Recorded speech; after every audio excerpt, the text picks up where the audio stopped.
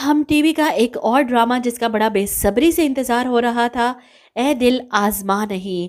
Drama हफ्ता और इतवार रात 9 बजे हम टीवी पर नशर किया जाएगा। ड्रामे की पहली एपिसोड देखकर लग रहा है कि ड्रामा अच्छा होगा, लेकिन कहानी में किरदार वही पुराने, वही सौतेली माँ, इसका जुल्म, इश्क में तेरे सदके ड्रामे की वाइब्स भी आ रही हैं। बस वहाँ पर गरीबी थी और यहाँ पर अमीरी है। सौतेली माँ और इसके जुल्म और सितम, बाप का सब कुछ देखकर भी अनजान बन जाना, और सबसे बड़ी बात कि इश्क में तेरे सदके की फारिया इस ड्रामे में मासूम सी गुल का किरदार अदा कर रही हैं, जो इन पर सूट ही नहीं कर रहा। जितनी चालाकी और होशियारी हमने इसके चेहरे पर देख ली है, अब मासूमियत सज ही नहीं रही इनकी। इसके बजाय अगर ये साहिबा की सगी बेटी का किरदार करती तो शायद इस पर ज़्यादा सूट करता। और जो सगी बेटी का रोल प्ले कर रही है अनाइज़ा, वो मिरहा की छोटी बहन बनती तो ज़्यादा सूट करती। इन दोनों की शक्लें भी मिलती हैं। बहरहाल ड्रामा तो बन चुका है और पहली किस्त देखकर मुझे एतराज़ था, लगता है अगली किस्त में ख़त्म हो जाएगा, क्योंकि गुल शायद मर जाएगी।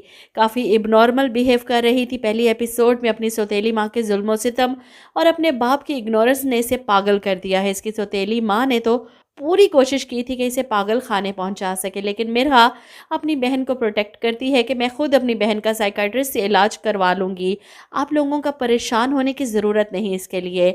ऐसे में अगली किस्त में आप देखेंगे कि गुल अनाइज़ा के कमरे में आती है, जो फ़ोन पर अपने बॉयफ्रेंड से वीडियो कॉल कर रही थी, और दोनों की बेतकल्लुफ़ी देखकर गुल फ़ौरन अपने मोबाइल से ये सब रिकॉर्ड कर लेती है, ताकि अपने बाप को दिखा सके कि इनकी अच्छी बेटी क्या गुल खिला रही है।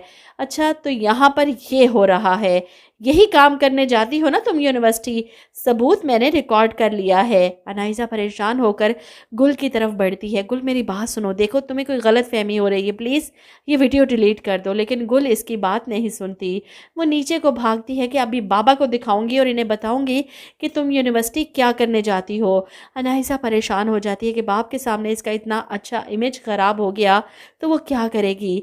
इसीलिए वो गुल के पीछे भागती है। सीढ़ियों से उतरती हुई गुल को पीछे से धक्का दे देती है और गुल सीधी नीचे जाकर गिरती है, जिसके बाद अनाइज़ा को इसका मोबाइल पकड़ने और वीडियो डिलीट करने का मौका नहीं मिलता।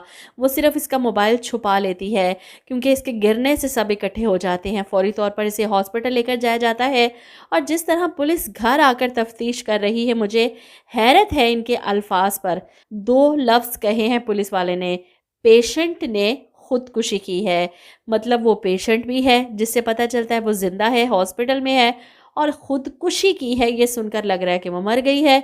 अजीब सस्पेंस यहाँ पर डाला है ड्रामे में। पुलिस वाला आकर घर वालों से पूछता है पेशेंट ने खुदकुशी की है या इसे किसी ने धक्का दिया है। ऐसे में अनाइज़ा घबरा जाती है, मुझे नहीं पता। इसकी माँ बीच में आ जाती है, गुल तो पहले ही जहनी मरीज़ा है, इसका इलाज करवाने के लिए हम इसे मेंटल हॉस्पिटल भेजना चाहते थे, आप चाहें तो वहाँ फ़ोन करके पूछ सकते हैं। इतना बड़ा हादसा हो गया हमारे घर में और आप हमसे सवाल कर रहे हैं। ऐसे में ये हरकत पहले भी हो चुकी है। माँ ड्रामे में इसी लड़की ने अपनी दादों को धक्का दिया था, जिसके बाद वो मर गई थी, और वही सीन इस ड्रामे में दोबारा से रिपीट किया गया है। बहरहाल सब लोग घर में मौजूद हैं, कोई भी हॉस्पिटल में नहीं, जिसे देखकर मुझे लग रहा है कि गुल नहीं बच सकी। वैसे भी इसकी एक्टिंग कोई ख़ास नहीं लग रही थी, अजीब ही ओवर एक्टिंग कर रही थी। आप लोग मेरी बात से मुत्तफिक हों ये ज़रूरी नहीं, लेकिन मुझे कुछ ख़ास नहीं लगी इसकी एक्टिंग, क्योंकि शायद इसके चेहरे पर छाप बैठ चुकी है रिसेंटली ख़त्म होने वाले ड्रामे इश्क में तेरे सदके के फारिया की। वहीं असफंद मिरहा से पूछता है कि गुल का मोबाइल किधर है, जिस पर मिरहा कहती है कि उसके कमरे में होगा।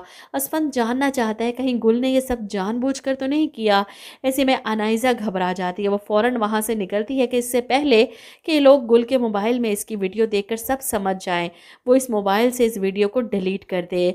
अनाइज़ा को इस तरह दबे कदमों निकलते देख इसकी माँ भी इसके पीछे जाती हैं। असलियत तो इसको भी पता होगी, वैसे भी वो इन दोनों बहनों को इस घर से निकालना ही चाहती हैं। एक तो चली गई, दूसरी की बारी भी आ जाएगी। तो ड्रामे की पहली किस्त आपको कैसी लगी? ओवरऑल ड्रामा कैसा लगा? कमेंट करके ज़रूर बताइएगा।